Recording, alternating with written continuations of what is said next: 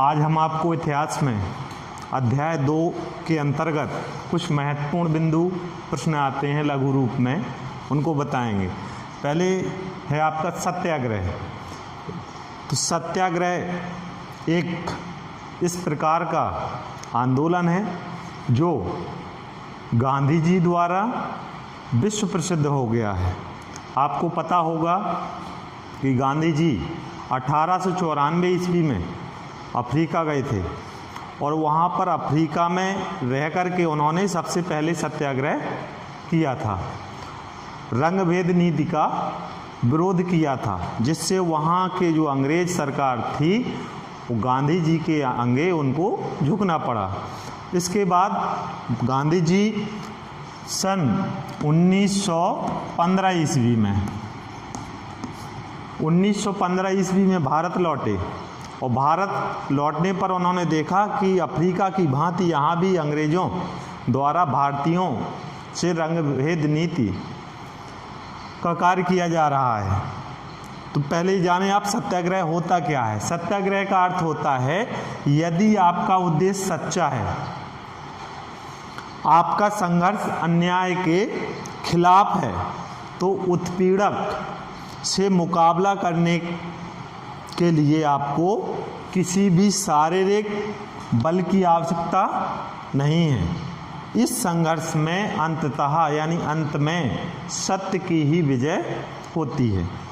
ये आपका सत्याग्रह कहलाता है। यानी जो कोई अन्याय कर रहा है आपके समक्ष, तो अन्याय का आप विरोध करें। किस प्रकार से? शांतिपूर्वक। उसका बलपूर्वक विरोध मत करें, शांतिपूर्वक विरोध करें, तो सत्याग्रह कहलाता है। वो अंततः सत्य की विजय होती है। तो सत्याग्रह गांधी जी ने भारत में मुख्य रूप से सबसे पहले चंपारण में चलाया। चंपारण में सबसे पहले गांधी जी ने सत्याग्रह चलाया था 1917 ईस्वी में, क्योंकि गांधी जी 15 में भारत लौटे और सन 1916 ईस्वी में उन्होंने साबरमती आश्रम की स्थापना की। फिर चंपारण बिहार में सबसे पहले ये आंदोलन उन्होंने सत्याग्रह छेड़ा। तो इसका मुख्य कारण यही था कि वहाँ पर जो बागान मजदूर थे, चंपारण में जो बिहार में पड़ता है, तो वहाँ की व्यवस्था के खिलाफ अंग्रेज जो अपना मनमाना कार्य कर रहे थे, तो उसके खिलाफ गांधी जी ने एक कानून छेड़ा था, जिससे अंग्रेज सरकार को झुकना पड़ा और बिहार चंपारण की विजय हुई। इसके बाद दूसरा उन्होंने खेड़ा गुजरात में चलाया। खेड़ा गुजरात में यहाँ भी समस्या थी। खेड़ा गुजरात में किसानों ये बात है 1918 ईस्वी की।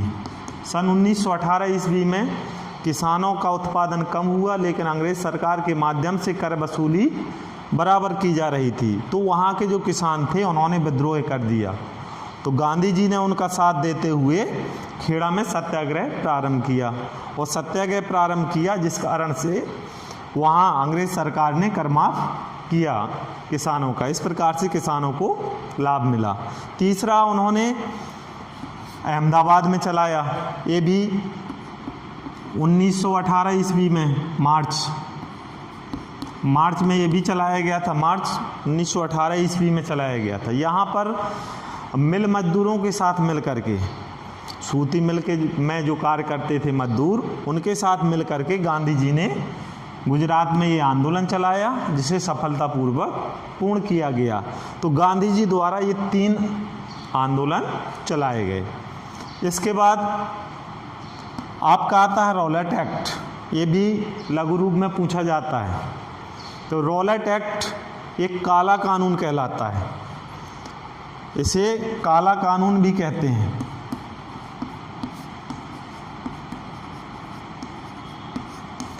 सन 1918 ईस्वी में एक अंग्रेज थे जिनका नाम था Sir Sidney Arthur Taylor Rowlatt. Sir Sidney Arthur Taylor Rowlatt. तो इनकी अध्यक्षता में एक समिति का गठन हुआ। उस समिति के माध्यम से भारत में जो तमाम तरह से भारतीयों द्वारा विरोध किया जा रहा था अंग्रेज हुकूमत का, उसे रोकने के लिए कानून बनाए गए और उस कानून का नाम रखा गया रोलेट एक्ट। इस कानून के अंतर्गत क्या था? इस कानून के अंतर्गत नियम बनाए गए थे कि किसी भी भारतीय को जो अंग्रेज सरकार का विरोध कर रहा है उसको बिना किसी मुकदमा चलाए 2 वर्ष तक जेल में डाला जा सकता है, ये प्रावधान रखा गया था। ठीक, तो ये कानून बन करके आपका 19 मार्च 1919 को तैयार हो गया था। 19 मार्च 1919 ईस्वी को बनाकर के तैयार हो गया, लागू कर दिया गया। और जब लागू हुआ तो इसके तहत जगह जगह विरोध किए गए।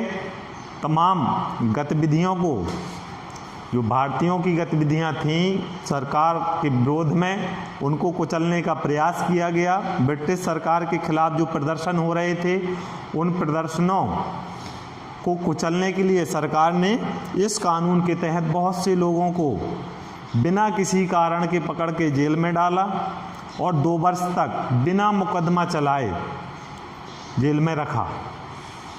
तो जेल में रखने के कारण भारतीयों ने इसे काला कानून कहा, काला कानून की संज्ञा दी।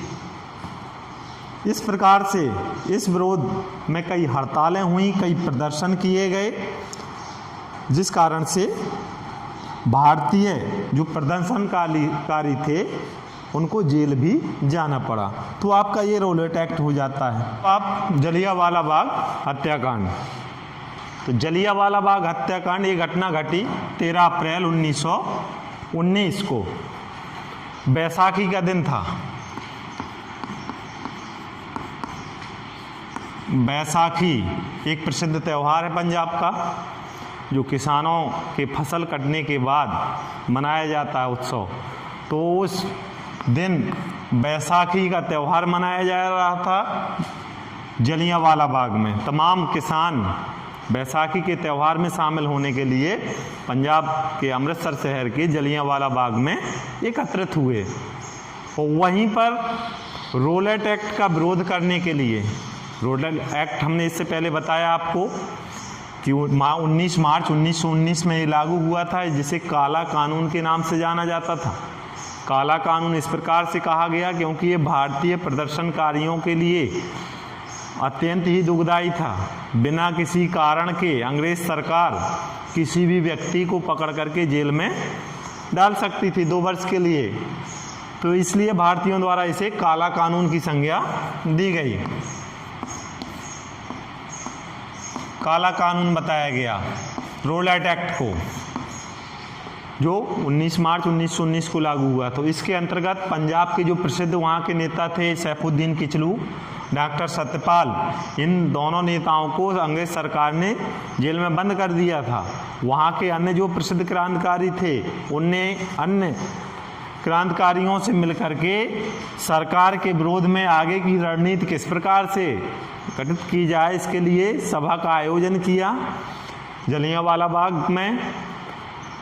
और उसी बाग में किसान भी तमाम शामिल हुए थे। इस प्रकार से कह सकते हैं वहाँ हजारों की भीड़ एकत्रित हो गई थी। और जब इस भीड़ की जानकारी जनरल डायर को प्राप्त हुई, जनरल डायर जो कि जालंधर डिवीजन कमांडर था, जालंधर डिवीजन कमांडर था जनरल डायर, और उस जनरल डायर को किसी ने सूचना दी कि जलियांवाला बाग में भारतीय हजारों की संख्या में रणनीति तैयार कर रहे हैं अंग्रेज सरकार के खिलाफ। तो सूचना पाते ही जनरल डायर ने बाग को चारों तरफ से घेर लिया। चारों तरफ से घेरने के बाद मुख्य द्वार जो था, मुख्य द्वार पर तमाम प्रकार की तोप या अन्य बंदूक जैसे जो हथियार थे उनके माध्यम से निहत्ती भीड़ पर गोली चला दी, जिससे हजारों की तादाद में व्यक्ति मारे गए। और कई हजार व्यक्ति घायल हो गए। आंकड़े के अनुसार जो भारतीयों लगभग 1 से 2,000 व्यक्ति मारे गए थे और 4 से 5,000 तक घायल हुए थे।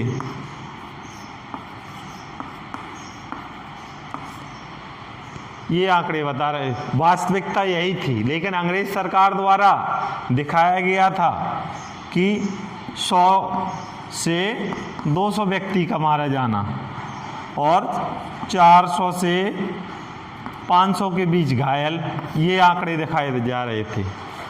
तो इसका विरोध इतना व्यापक हुआ क्योंकि दर्दनाक घटना थी, सारे देश में जगह जगह प्रदर्शन हुआ।